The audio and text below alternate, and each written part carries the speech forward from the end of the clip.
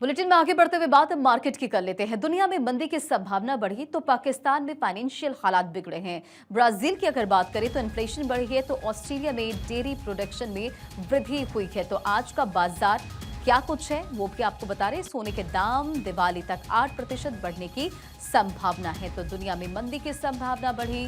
पाकिस्तान की अगर बात करें तो फाइनेंशियल हालात यहां पर बिगड़े हैं। ब्राजील में इन्फ्लेशन बढ़ी है, तो ऑस्ट्रेलिया में डेयरी प्रोडक्शन में वृद्धि हुई है। सोने के दाम दिवाली तक 8% बढ़ने की संभावना है।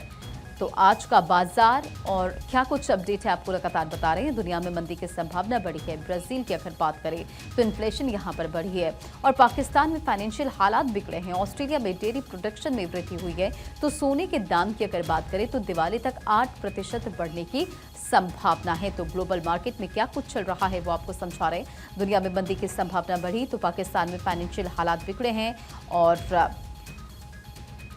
ब्राजील में इन्फ्लेशन बढ़ी है और ऑस्ट्रेलिया में डेयरी प्रोडक्शन में वृद्धि हुई। और इसी पर अधिक अपडेट के साथ बातचीत करने के लिए मार्केट एक्सपर्ट आकाश जिंदल हमारे साथ जुड़ गए हैं। आकाश जी, ग्लोबल मार्केट क्या कहता है, क्योंकि हम कई अपडेट्स देख रहे हैं। दुनिया में मंदी की संभावना बढ़ी, पाकिस्तान में फाइनेंशियल हालात बिगड़े हैं। जी हाँ, देखिए आज की तारीख में एक एक्सपेक्टेशन ये है कि 2025 तक शायद दुनिया में मंदी आ जाए, क्योंकि आज ग्लोबल हालात अच्छे नहीं। अमेरिका में जॉबलेस क्लेम का डेटा आया है जो कि अच्छा नहीं है। अमेरिका में जॉबलेसनेस बढ़ी हुई है। उसके अलावा देखें, जर्मनी की बात करें, जापान की बात करें, हालात कहीं भी अच्छे नहीं है। स्लो डाउन की बात तो चल ही रही थी।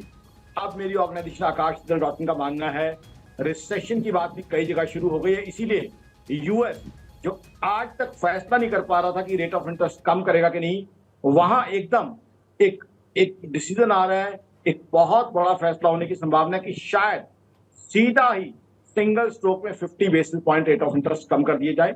हालांकि हिंदुस्तान की बात करें, प्रधानमंत्री मोदी साहब को सैल्यूट करूंगा कि उनकी सरकार ने इकोनॉमी को इतना बढ़िया मैनेज किया हुआ है कि आज भी हम दुनिया की बड़ी इकोनॉमी में फास्टेस्ट ग्रोइंग इकोनॉमी है। चाहे अमेरिका, चाइना, जर्मनी, जापान के साथ मुकाबला किया जाए, चाहे हमारे पड़ोसी हों, पाकिस्तान, बांग्लादेश, श्रीलंका, हम सबसे आगे हैं।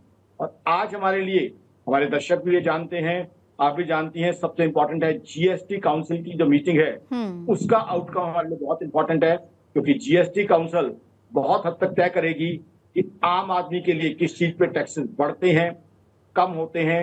ये बहुत इंपॉर्टेंट चीजें हैं और इस बार कई अटकलें हैं, कई अंदाजे हैं। और इस बार की जीएसटी काउंसिल की मीटिंग काफी आउटकम लाने वाली है। जीएसटी में बता दूं लोगों को, इसमें सेंट्रल गवर्नमेंट का रिप्रेजेंटेशन भी होता है, हमारी ऑनरेबल फाइनेंस मिनिस्टर साहिबा होती हैं, साथ ही साथ स्टेट्स के भी रिप्रेजेंटेटिव होते हैं और दोनों की वोट्स होती हैं। तो इस बार बहुत बहुत जो है सांस रोकते हुए इंतजार है कि जीएसटी काउंसिल मीटिंग में क्या होता है। चलिए, बहुत बहुत शुक्रिया इन तमाम जानकारियों के लिए, मार्केट पर ये अपडेट देने के लिए।